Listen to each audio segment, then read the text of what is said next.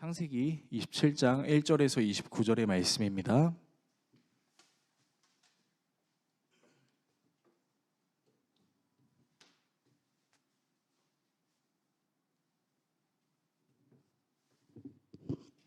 구약성경 37페이지 정도에 있습니다.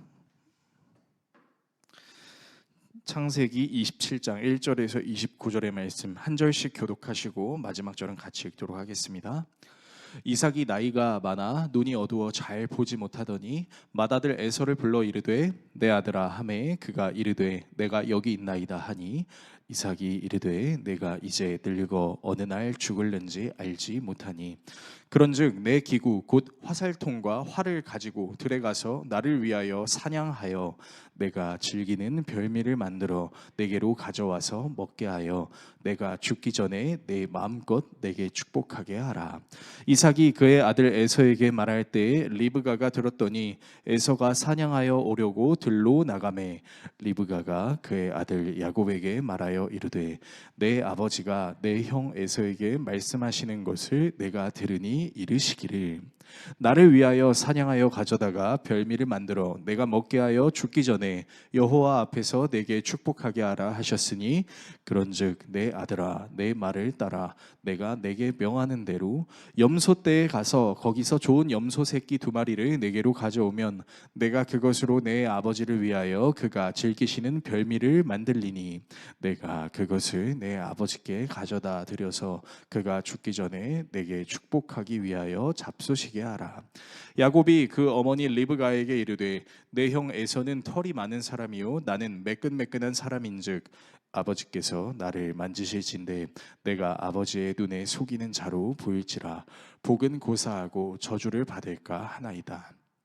어머니가 그에게 이르되 내 아들아 너의 저주는 내게로 돌리리니 내 말만 따르고 가서 가져오라. 그가 가서 끌어다가 어머니에게로 가져왔더니 그의 어머니가 그의 아버지가 즐기는 별미를 만들었더라. 리브가가 집안 자기에게 있는 그의 맏아들 에서의 좋은 의복을 가져다가 그의 작은 아들 야곱에게 입히고 또 염소 새끼의 가죽을 그의 손과 목에 매끈매끈한 곳에 입히고 자기가 만드는 별미와 떡을 자기 아들 야곱의 손에 주니 야곱이 아버지에게 나아가서 내 아버지여 하고 부르니 이르되 내가 여기 있노라. 내 아들아 내가 누구냐. 야곱이 아버지에게 대답하되 나는 아버지의 맏아들 에서로소이다. 아버지께서 내게 명하신 대로 내가 하였사오니 원하건대 일어나 앉아서 내가 사냥한 고기를 잡수시고 아버지 마음껏 내게 축복하소서. 이삭이 그의 아들에게 이르되 내 아들아 내가 어떻게 이같이 속히 잡았느냐.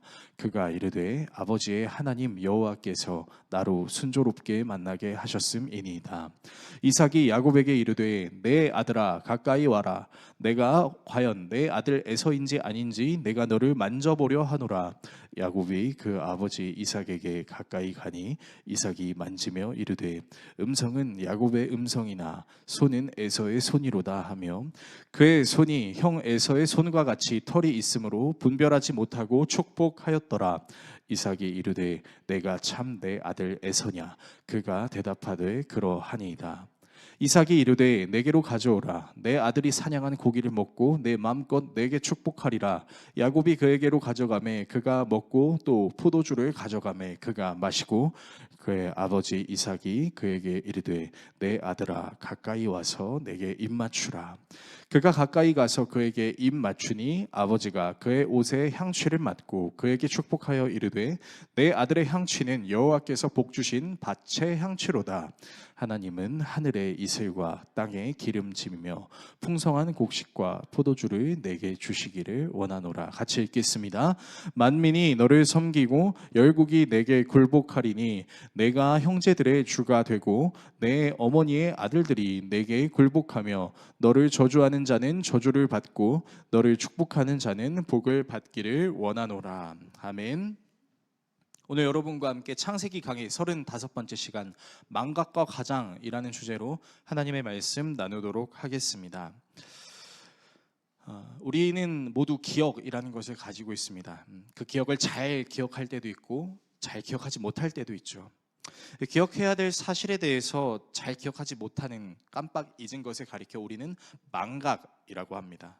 그리고 얼굴이나 몸차림 따위를 알아보지 못하게 바꾸는 일을 가리켜서 가장한다라고 이야기하기도 합니다. 이 망각이랑 가장 둘 다 사실은 기억에 관련된 단어라고 말할 수 있는데요.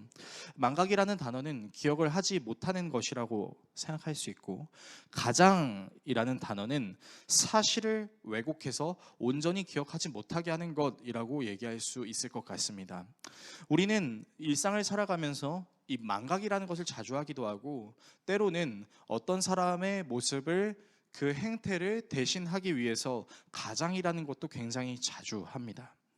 그리고 그것이 우리의 신앙생활에도 나타나는 경우들이 종종 있습니다.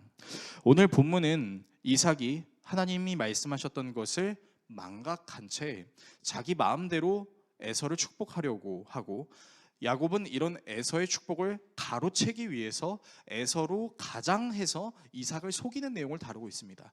그야말로 콩가루 집안의 모습을 보는 것 같은 내용이 오늘 본문에 기록되어 있는데요. 저는 오늘 본문을 통해서 여러분들과 세 가지 내용을 나누고 함께 기도하는 시간을 가지려고 합니다. 첫 번째는 은혜를 망각하다. 두 번째는 은혜 받을 자로 가장하다. 세 번째는 기억하고 계신 예수님입니다. 은혜를 망각하다, 은혜 받을 자로 가장하다, 기억하고 계신 예수님, 이 세 가지로 여러분들과 함께 나누고 기도하는 시간을 갖도록 하겠습니다. 첫 번째는 은혜를 망각하다입니다. 오늘 본문의 1절에 이렇게 시작을 하죠. 이삭이 나이가 많아 눈이 어두워 라고 시작을 하고 있습니다. 그러니까 이 눈이 어둡다라는 것이 이제 눈앞에 보이는 것이 희미해서 잘 보이지 않는다라는 것을 의미하는데, 성경은 눈이 잘 보이지 않는다라는 것을 물리적으로 눈이 보이지 않는다라는 차원으로만 사용하진 않습니다. 그것을 포함해서 그가 가지고 있었던 영성이 쇠약해졌다라는 표현으로도 사용하기도 합니다. 그래서 이 이삭이 영성도 쇠약해지고 보는 눈도 희끄무리해지니까 이제 자기가 이제 죽음을 맞이할 날이 얼마 남지 않았다라는 것을 느끼면서 이제 자신의 맏아들인 에서를 불러서 축복을 하려고 합니다. 오늘 본문의 1절에서 4절의 말씀인데요. 이삭이 늙어서 눈이 어두워 잘 볼 수 없게 된 어느 날 맏아들 에서를 불렀다. 나의 아들아. 에서가 대답하였다. 예, 제가 여기에 있습니다. 이삭이 말하였다. 얘야, 보아라. 너의 아버지가 이제는 늙어서 언제 죽을지 모르겠구나. 자, 자기가 언제 죽을지를 이제 정확하게 알지 못해서 빨리 축복을 하려고 합니다.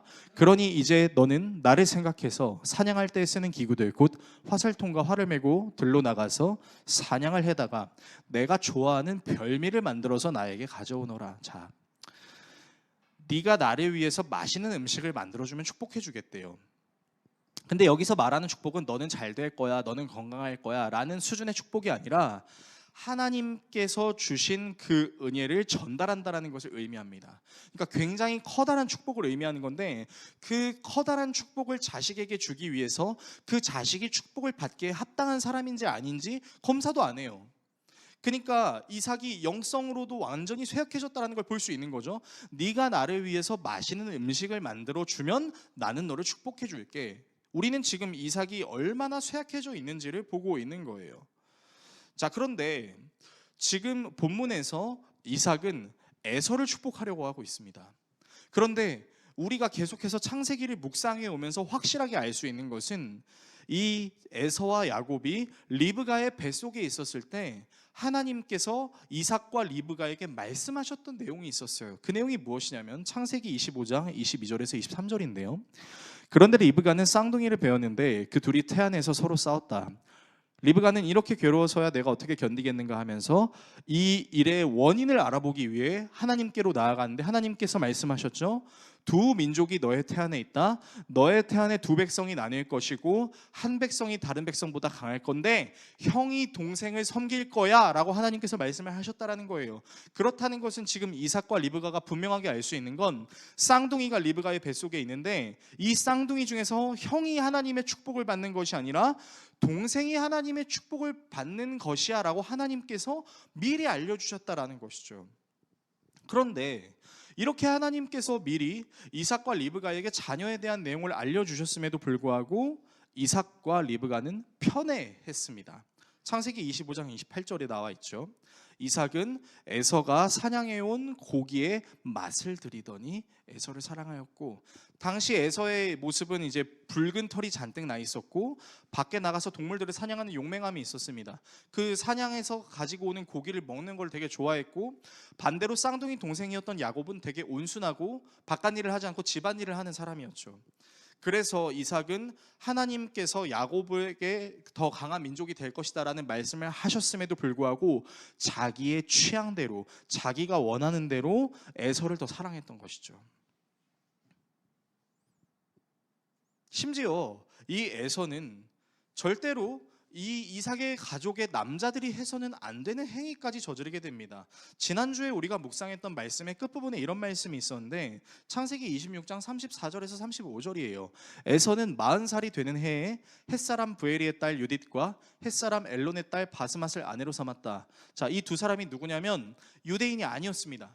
그러니까 이스라엘 사람들이 아니었어요. 아브라함의 혈통 사람들이 아니라 누구였냐면 이방 땅 가나안 족속들이었던 것이죠.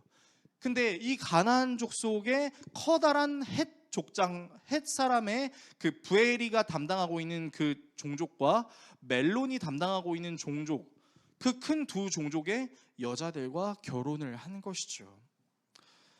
근데 여러분, 우리가 잘 알고 있다시피 아브라함도 이삭을 결혼시키기 위해서 어떤 행위를 했냐면 가나안에 있는 족장의 딸과 결혼시키지 않았습니다. 하나님께서 말씀하신 대로 그 아브라함, 셈의 혈통에 따라서 같은 피를 가지고 있는 사람들과 결혼하게 하려고 자신의 종을 통해서 자신의 그 동생이 살고 있는 그곳까지 종을 보냈었죠. 거기서 리브가를 만나게 해서 자신의 아들 이삭과 결혼하게 했단 말이에요. 그러면 이삭에게도 있어야 되는 게 무엇이냐면 에서와 야곱은 아무나 결혼해야 되는 것이 아니라 같은 혈통의 사람과 결혼해야 된다는 것이 있어야 하는데, 에서는 그렇게 하지 않았다는 거죠. 이 사실을 유대 고대사를 기록했던 요세푸스는 이렇게 표현하기도 했습니다. 화면을 통해서 바라보면요, 이삭이 사랑한 아들 에서는 40세가 되자 엘론의 딸 아다와 시브온의 딸 아흘리바마와 결혼했다. 엘론과 에세베오는 가나안의 큰 족장이었기 때문에 에서는 마치 자기가 제 뜻대로 결혼할 권리가 있음을 주장하고 아버지의 말도 들어보지 않았다. 왜냐하면 비록 이삭이 중재자였다 할지라도 가나안 민족과 동맹을 맺는 것은 기뻐하지 않기 때문에 그런 결혼을 허락하지 않을 것이기 때문이다. 그러니까 에서가 지금 가나안 딸들과 결혼한 이유에 대해서 이 유대 역사가 요세푸스가 뭐라고 기록하고 있냐면, 아빠가 참견할까 봐. 근데 그 아빠의 참견에 내가 귀를 기울이고 싶지 않고 내가 하고 싶은 대로 결혼하고 싶어서 지금 가나안 딸들과 결혼했다라고 얘기하고 있는 겁니다. 그리고 이삭은 아들에게 아내를 내쫓으라고 명령하면 아들과의 관계가 불편해질까 봐 입을 다물기로 결심하였다. 자, 여러분, 사실 이삭은 입을 다물면 안 됐죠. 에서에게 네 아빠도 셈의 혈통의 그 자매와 결혼을 했는데 너도 아빠와 같이, 할아버지와 같이 결혼하지 못할 망정 네가 가지고 있는 이성대로, 네가 가지고 있는 경험대로 하나님이 기뻐하시지 않을 것 같은 이방 땅 여자랑 결혼하는 게 말이 돼? 라고 말할 법도 한데 그렇게 안 해요. 아들이 어떤 범행을 저질러도 그에 대해서 가르치려고 하지 않고 그냥 아들이 사냥해서 가지고 오는 별미, 그냥 내 취향은 에서 취향이야 라고 얘기하면서 에서에게 무분별한 사랑을 베풀었던 것이 바로 이삭이었던 것이죠. 그러니까 야곱이 강할 것이라는 하나님의 말씀이 있었음에도 불구하고 에서를 편애하고 야곱은 사랑하지 않는 그 이삭의 모습을 통해서 우리는 이삭이 무언가를 망각하고 있구나라는 것을 알 수 있습니다. 뭘 망각했을까요? 하나님께서 에서와 야곱 두 민족 중에 야곱의 민족이 더 강하게 될 것이다라고 얘기했다라는 것은, 다시 말해서 야곱에게 축복을 해야 된다라는 것을 돌려 말씀하신 것이죠. 그런데 이삭이 하나님께서 말씀하신 이 말씀을 잊고 삽니다. 잊고 살아서 나중에 눈까지 쇠약해지고 감각까지 쇠약해져서 축복을 줘야 되는데 하나님께서 말씀하셨던 그 야곱에 대한 내용은 전혀 기억이 나지 않고 그냥 나에게 별미를 만들어주는 용맹한 나의 아들 에서에게 축복을 주려고 하는 모습이라는 것이죠. 이삭은 무엇 때문에 하나님의 말씀을 망각하게 된 것일까요? 사실 우리는 지난 시간 동안 이삭의 삶을 돌아보면서 이삭이 정말 엄청나게 많은 하나님의 은혜를 경험했다는 것을 알고 있습니다. 이삭이 청년 시절에 아버지 아브라함이 자신을 죽이려고 했을 때 하나님께서 구해주신 것도 경험했죠. 또 이삭이 식량이 없어서 이집트로 가려고 할 때 하나님께서 그 길을 막으시고 그랄 땅 안에 머물게 하시면서 거기서 농사를 짓게 하시잖아요. 거기서 농사를 지었는데 한 해 만에 잘 되는 축복을 얻었지만 그랄 땅 사람들이 시기해서 아브라함의 의무를 메꾸는 그런 여러 가지 역경들을 겪었음에도 불구하고 하나님께서 끝까지 이삭을 지키셨던 경험이 이삭에게 있었어요. 그러니까 우리는 항상 이렇게 얘기하잖아요. 나의 인생에도 하나님께서 좀 대단한 역사를 발휘하시면 나는 하나님을 잘 믿을 것 같아. 나는 하나님께서 나의 문제, 나의 건강, 나의 돈, 나의 가정, 보이지 않는 나의 미래에 대한 완전한 보장을 나에게 주신다면 난 하나님 잘 믿을 수 있을 것 같아 라고 사람들이 이야기하지만 전혀 그렇지 않다라는 거죠. 왜요?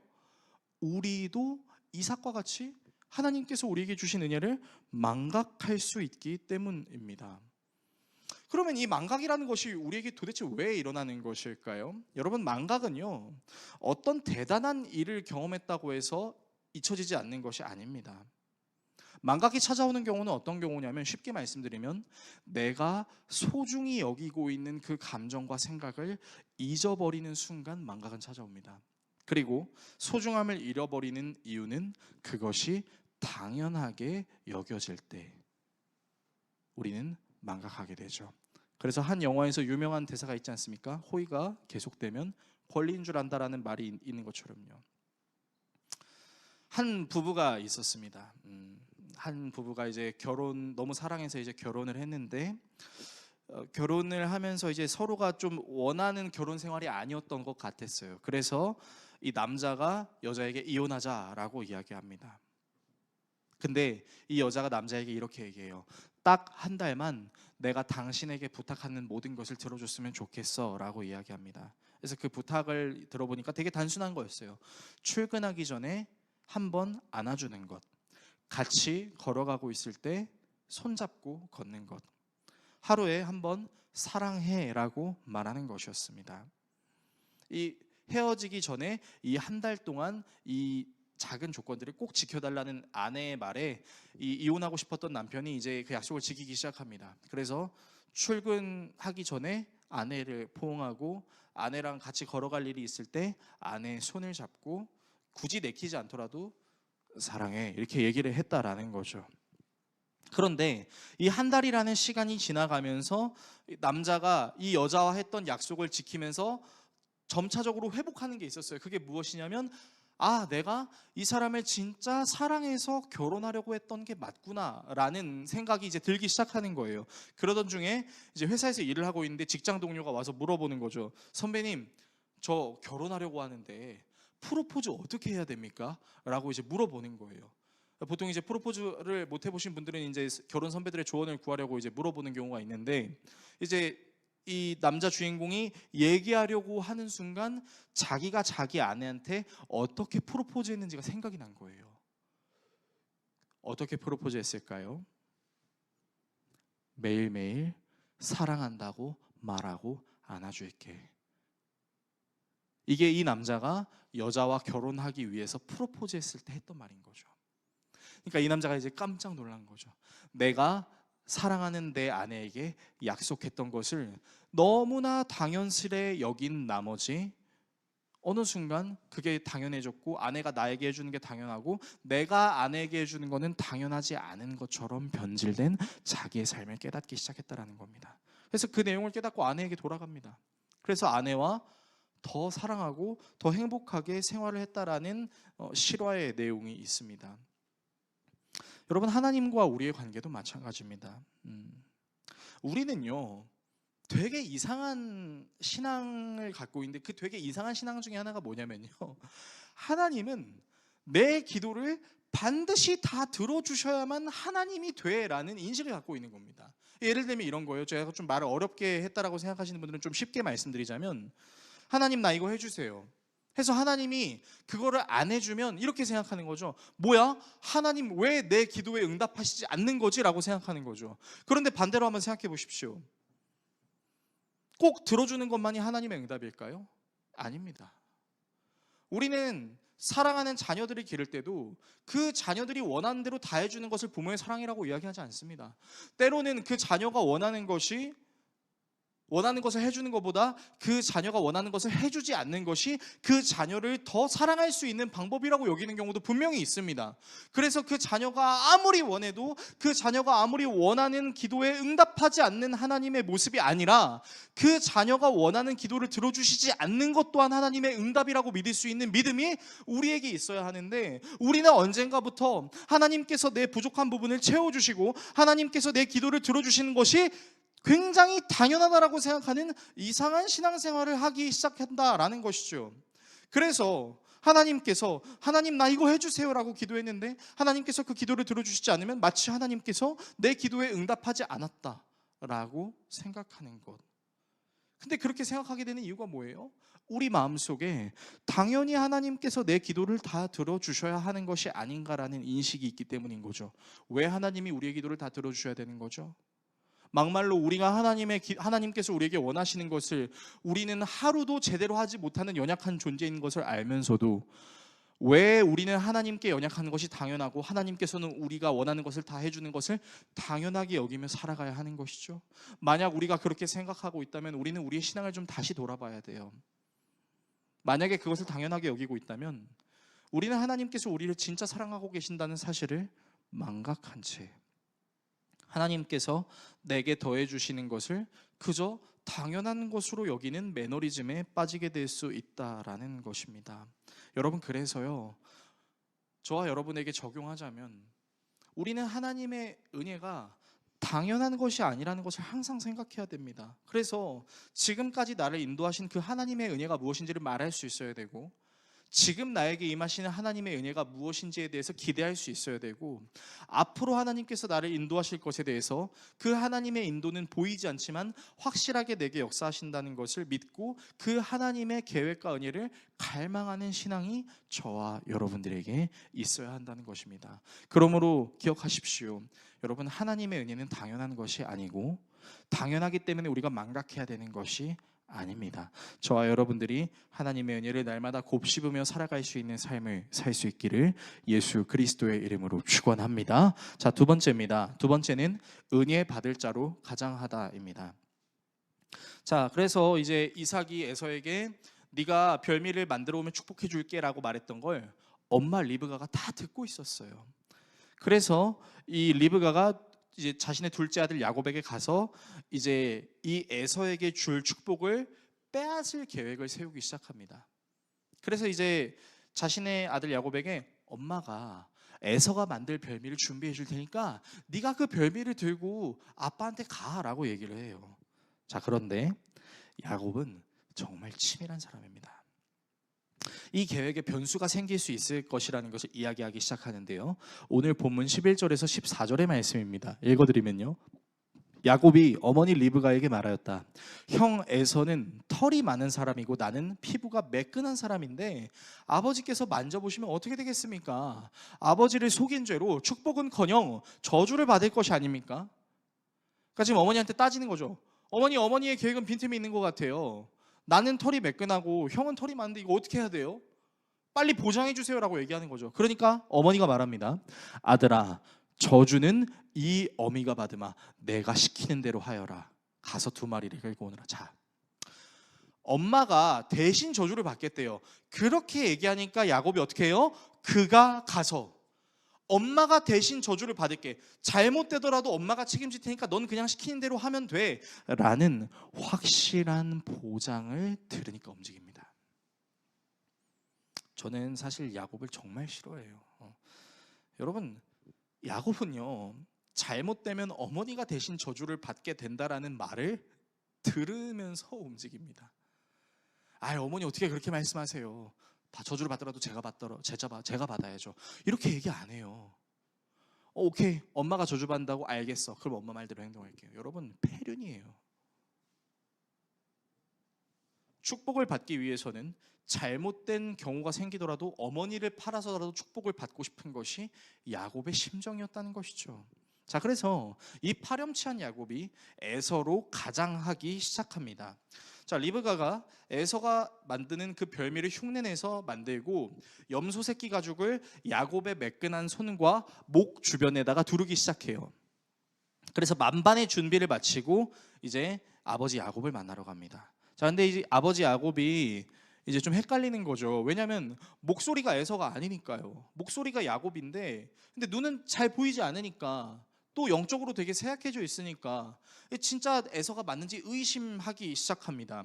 오늘 본문 18절에서 24절의 말씀인데요, 보면요, 야곱이 아버지에게 가서 아버지 하고 불렀다. 그러자 이삭이 나 여기 있다. 아들아 너는 누구냐 하고 물었다. 야곱이 아버지에게 말하였다. 저는 아버지의 맏아들 에서입니다.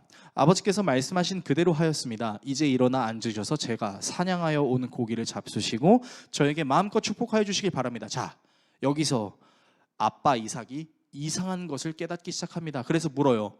얘야, 어떻게 그렇게 빨리 사냥거리를 찾았니? 그러니까 이해가 안 되는 거죠.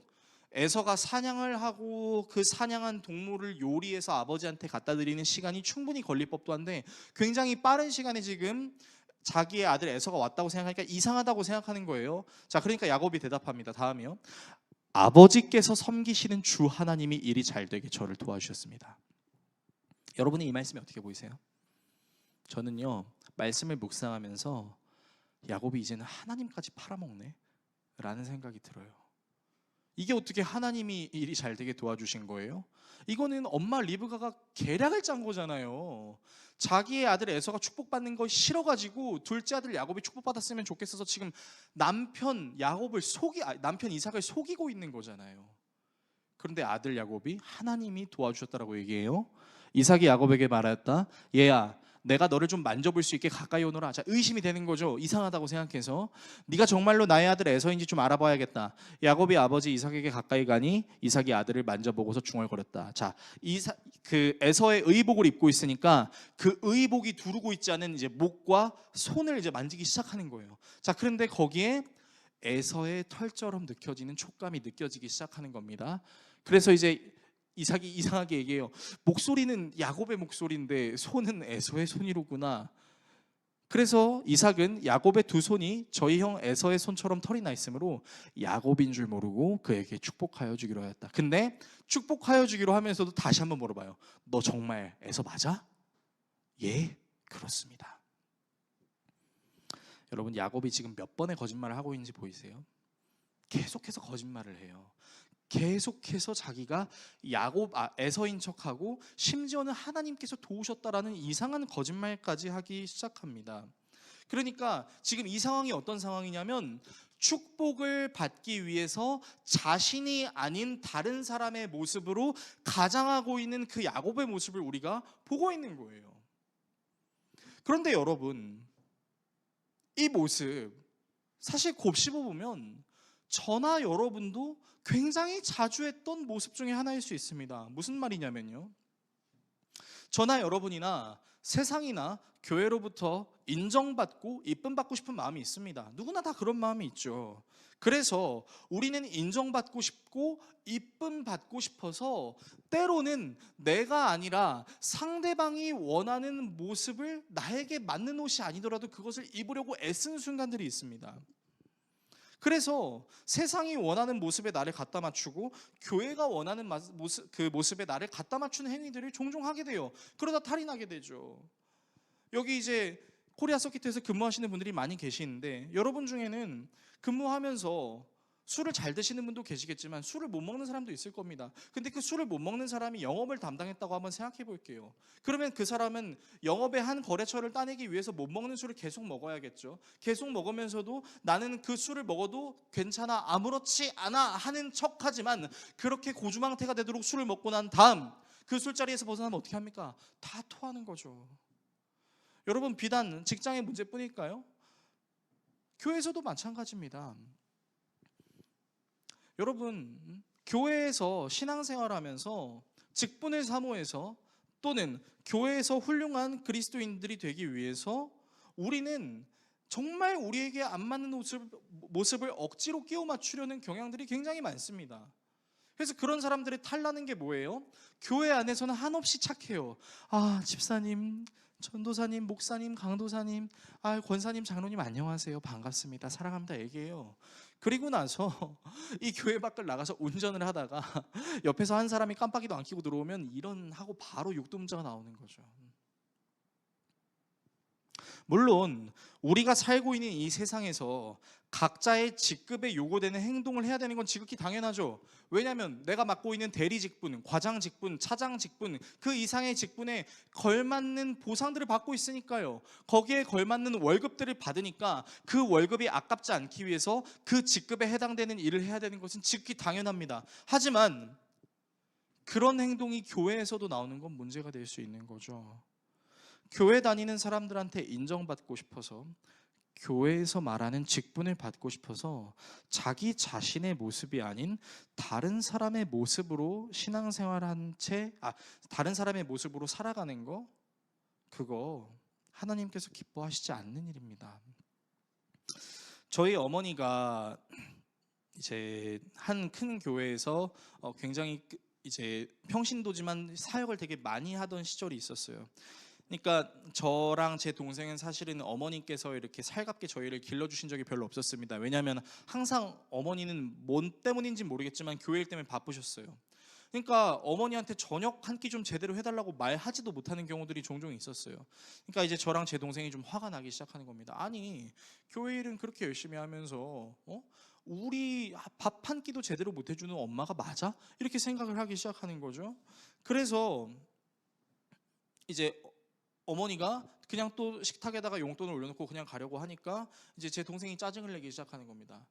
엄마는 한 번도 우리한테 제대로 된 밥이나 제대로 된 케어를 해주지 않고 맨날 교회 일만 그렇게 열심히 해. 나 그거 되게 싫어 라고 얘기하는 거예요. 그러니까 이제 어머니도 짜증을 내기 시작하는 거죠. 엄마가 그냥 바쁜 게 아니라 엄마 진짜 중요한 일에서 바쁜 건데 아들 네가 그걸 이해해주지 못하면 어떡해? 라고 막 그렇게 투닥거리기 시작했어요. 근데 너무나 놀라운 일이 일어났습니다. 막 그렇게 투닥거리고 있는데 어머니 핸드폰으로 전화가 왔어요. 그래서 어머니가 진짜 너 자꾸 나한테 왜 그래? 하면서 전화를 받으면서 순식간에 네 목사님 안녕하세요 라고 얘기를 하는 거예요. 그러니까 제 동생이 이제 소름이 돋은 거죠. 자기의 바람에는 하나도 들어주지 않는 엄마가 교회 사람에게는 굉장히 친절한 모습을 보이는, 그래서 나중에 저희 어머니가 결국에 권사가 되셨습니다. 그런데 제 동생은 어머니의 권사 취임식에 오지 않았습니다. 나중에 저희 어머니가 제 동생 앞에 무릎을 꿇고 사과했었어요. 엄마가 교회 일만 너무 열심히 한 나머지 진짜 너를 사랑해야 되는 그 일을 제대로 하지 못해서 미안하다. 엄마 마음속에 직분에 대한 욕망이 있었다. 교회 사람들한테 잘 보여서 교회 안에서 인정받고 이쁨 받고 싶은 마음 솔직히 있었다. 근데 그것이 중요한 거, 그것도 중요하지만 가장 중요한 것은 너를 사랑하는 거였는데, 너에게 표현하는 거였는데, 너와 대화하는 거였는데 그렇게 하지 못해서 미안하다. 그래서 저는 더웨이 교회를 개척을 하게 되고 교회를 교회에 필요한 것들을 하나 둘씩 세우면서 하나님께 작정한 것이 있었어요. 그것이 무엇이냐면, 교회에서 인정받기 위해 교회 활동은 열심히 하지만 자신의 가정에 충실하지 않은 자는 직분자로 세울 수 없다. 저 하나님께 그렇게 약속했습니다. 저는 그래서 앞으로 우리 교회에도 직분자들이 생길 것이지만 그 직분자의 대상자들에게 이렇게 얘기할 거예요. 정말 가족들을 사랑하는 마음으로 잘 섬기고 계세요? 교회에서 하는 것보다 가정에서 더 잘하고 계신가요? 저는 그렇게 물을 것입니다. 그리고 저 자신도 마찬가지죠. 제가 목사라는 직분을 가지고 있다고 해서 성도들에게는 굉장히 나이스하게 행동하지만 내 아내에게, 성도에게 하는 것에 반도 못한다면 저는 목사로 인정받고 싶은 종교 행위를 가장한 사람에 불과한 것이 될 것입니다. 하나님은 그것을 원치 않으세요. 하나님은 뭔가를 얻기 위한 가장된 행위를 원하시는 것이 아니라 연약해도 부족해도 쓰러져도 넘어져도 있는 모습 그대로 하나님의 은혜를 구하기 위해 하나님께 나오는 자들을 주님께서 원하신다라는 사실입니다. 그러므로 기억하십시오. 우리는 가장된 모습으로 인정받고 싶은 욕구들, 축복받고 싶은 욕구들이 다 있을 것입니다. 그러나 하나님과 사람 앞에서는 그 가장을 벗어버리고 때로는 솔직한 모습으로 나아가는 것이 오히려 서로에게 복되고 하나님께서 기뻐하실 만한 모습으로 나아갈 수 있다는 사실을 기억할 수 있기를 예수 그리스도의 이름으로 축원합니다. 마지막입니다. 기억하고 계신 예수님입니다. 우리는 오늘 망각과 가장에 대해서 다뤘어요. 우리는 하나님의 은혜가 되게 당연하다고 생각해서 하나님의 은혜를 망각하는 경우도 있고, 하나님의 축복과 은혜를 너무 받고 싶어서 그렇지 않음에도 불구하고 내가 마치 하나님의 은혜와 축복을 받기에 합당한 사람인 것처럼 가장해서 내 기억조차도 왜곡하는 경우가 있습니다. 그러나